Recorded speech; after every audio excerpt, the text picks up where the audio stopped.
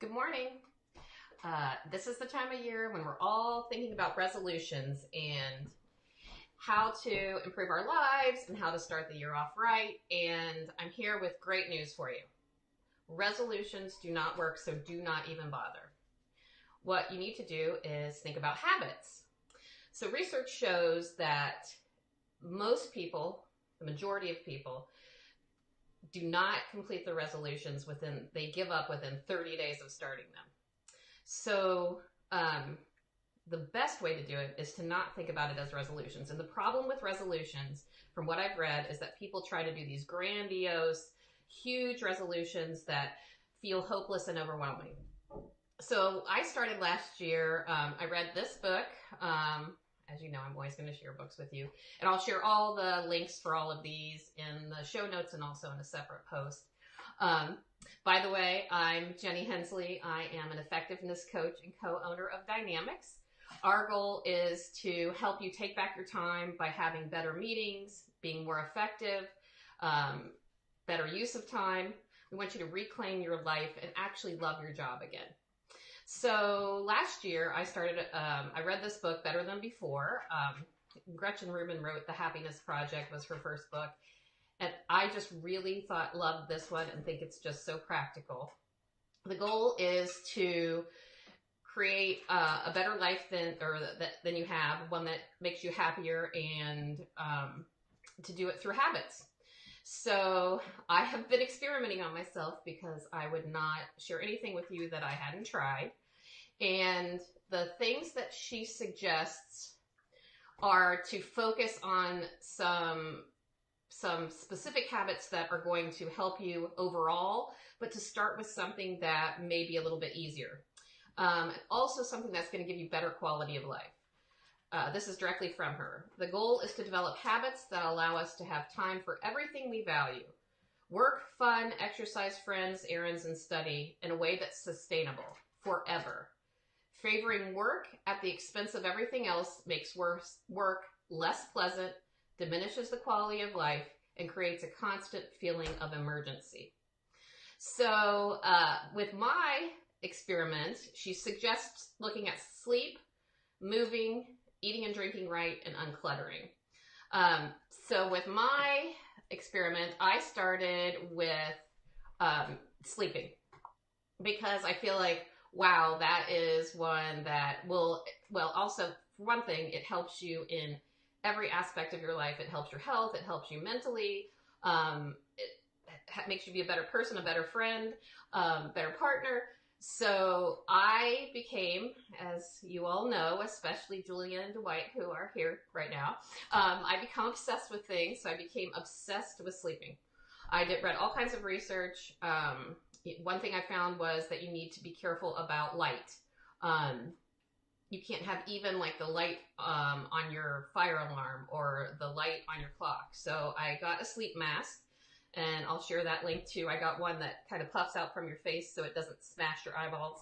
I got that. I bought a Fitbit Charge 2, which tracks your sleep and tells you what levels of sleep you're in throughout the night.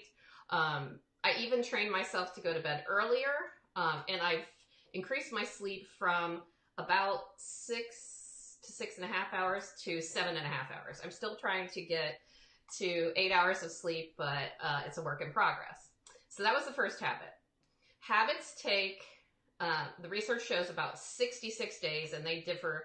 Some people say 30, some people say 200 and some days, but the majority of what I've read says it takes about 66 days to develop a new habit or make it automatic. And that's what you want it to be. Something that, what I've noticed, for example, about sleep is when it gets to be, I used to be up until 11, midnight, 1 o'clock in the morning.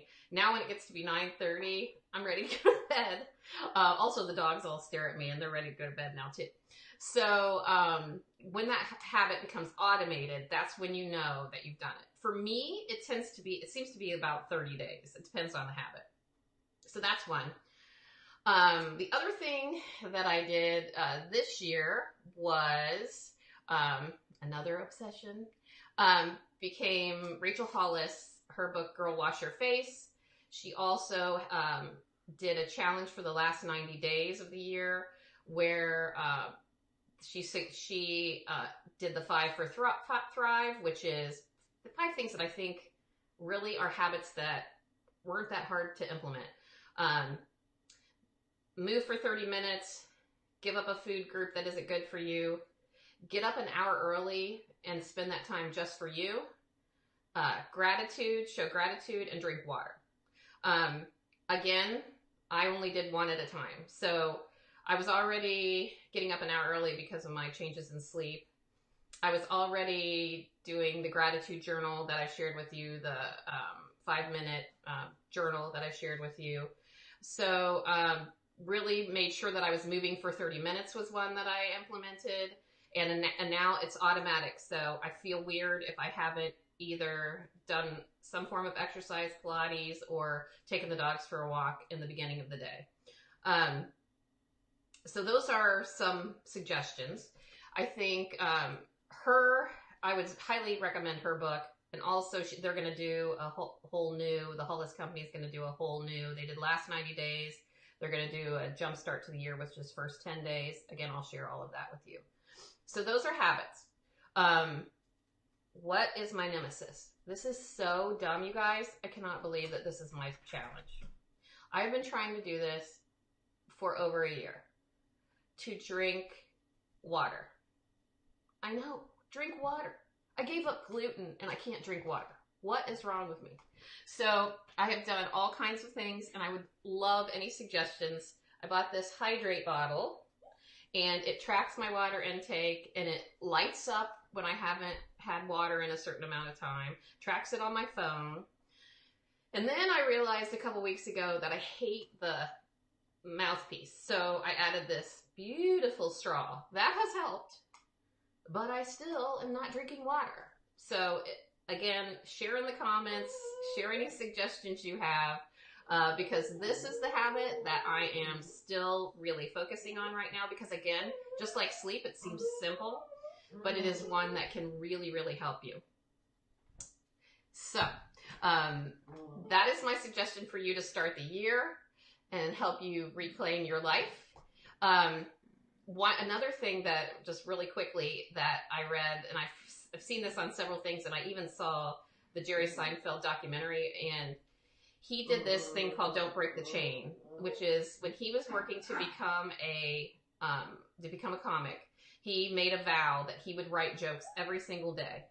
And he had a calendar, a big wall calendar, and every time he worked on writing jokes for a day, he would put a big red X. And so it became this chain of big red X's, and what they've done studies on this too, and what they show is that first of all, when you put the big red X or mark off that you've done your habit, you get a release of dopamine in your brain and it makes you feel good and you're happy. So that's one thing. But I thought this was really interesting that if you have, the longer the chain gets of successes day after day, the higher stakes it is for you to keep doing it. And then after a while, for you it may be 30, for you it may be 60 or more days.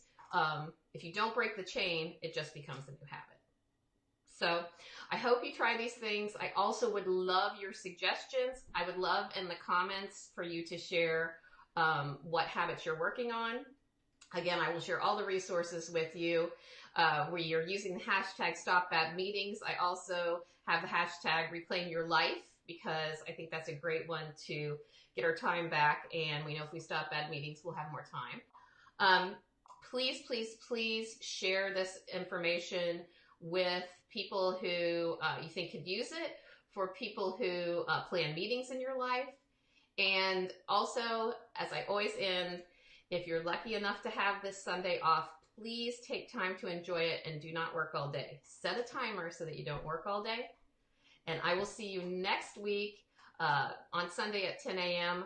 I'm going to be talking about Mel Robbins' Mindset Reset, which is a beginning of the year challenge. That's a free challenge that she's offering. She's the 5-4-3-2-1 lady. If you don't know her, I'll tell you more next week. Have a fantastic